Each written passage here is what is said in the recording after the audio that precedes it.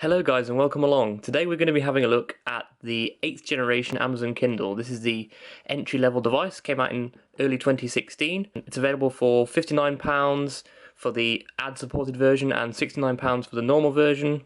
It's available in white and black.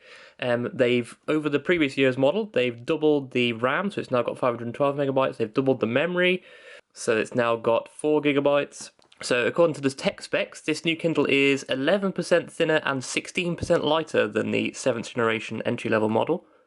So let's get open and see what it comes with. Box is pretty simple, slider box. Always like the boxes Amazon Kindles come in. Certified frustration-free packaging.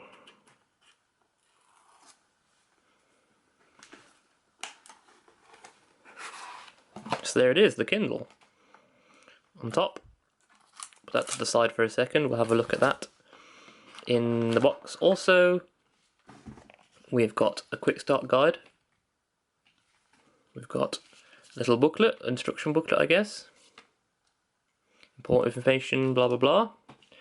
And we've got a micro USB cable for charging and data transfer.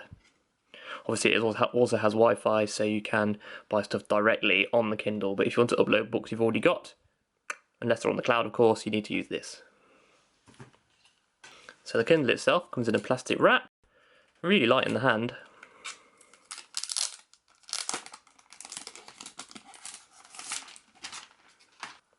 So there's the Kindle when you first get it. We'll have a look at the hardware first. There's literally nothing around the sides, except for on the bottom. On the bottom you've got the micro USB port for power and data transfer, a light for charging, showing you that kind of thing, and the power button. And that is it. The screen is a little bit more recessed than I've seen on other Kindles. I've reviewed the previous, well probably a couple of previous Kindles on this channel before, and I think the screen was a bit more flush than that. Not an issue though. This is obviously a touchscreen version, so there's no buttons down the side.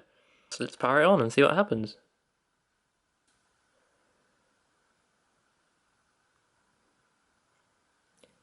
Kindle splash screen.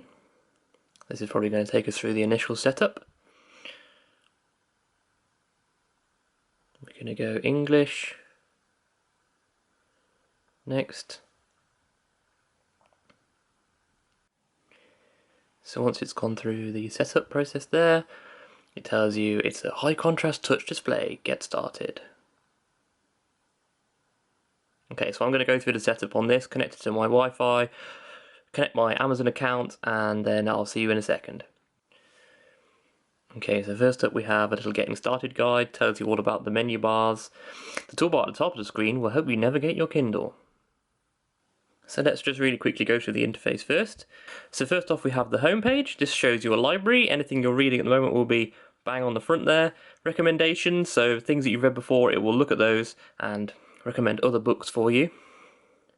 You've got the settings, where you can turn it on airplane mode, sync the Kindle, all settings, gives you information about setting up your Amazon account if you want to change it, Wi-Fi networks, device options, parental controls, that kind of thing. Store takes you to the Amazon Kindle store. This is just like a optimized version of the Amazon store. Shows you books that are recommended for you. Goodreads is a kind of social network for sharing what you're reading, recommending it to your friends, that kind of thing. The back button there obviously takes you back to the previous thing you were on. The menu on the right here takes you to the kind of lesser used options. Still really useful stuff about your wish lists, lending library, that's the thing where you can borrow books, Kindle Unlimited, where you can pay a certain amount per month and get unlimited books. So if I go into a book that I've got, we'll show you the interface for actually reading. This is a book my wife is reading at the moment. And so there it is. So I'm on 47% at the moment. You can see how much of the book you've read. So when you're in the book, you tap the right hand page to go right, you tap the left hand of the page to go left, and it's very quick. Super quick now. I mean, Kindles of old used to take quite a long time to change page, but this is really super quick. You can, it's going to give me a tooltip here, very good. So if you don't know what a word means, you can tap and hold on it. And that brings up a dictionary, and it shows you what it means. So guidance, advice or information. You can also swipe right to get a Wikipedia definition. and right even further to translate it into a different language. And then tap anywhere at the bottom there to get away from it. When you're reading books like this, you can also tap at the top, and that brings up the menu that you saw before. You can go to different pages, you can change the chapter you're on, you can do a search. All that really useful things if you need to find a specific page of the book. Or you can just go home. It'll also save the place you are in the book, so if I tap back on that book, it will go back to the page I was on previously, and it also syncs that across devices. So my wife is reading that book on her Kindle, where I've changed the page there a few times. She's probably going to lose this place. So overall, guys, really easy to use, super lightweight. Obviously the Amazon Kindle supports a load of file formats, so you can upload your own books if you've already got them through the USB, and that's what I do quite a lot of the time.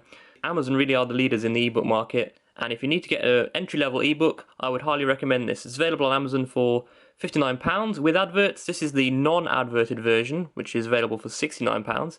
Check out the links in the description below to see those. Let me know your thoughts on this in the comments below. If you found this video useful, please hit subscribe to be notified of my latest videos. The button's up here. And if you have been, thank you for watching.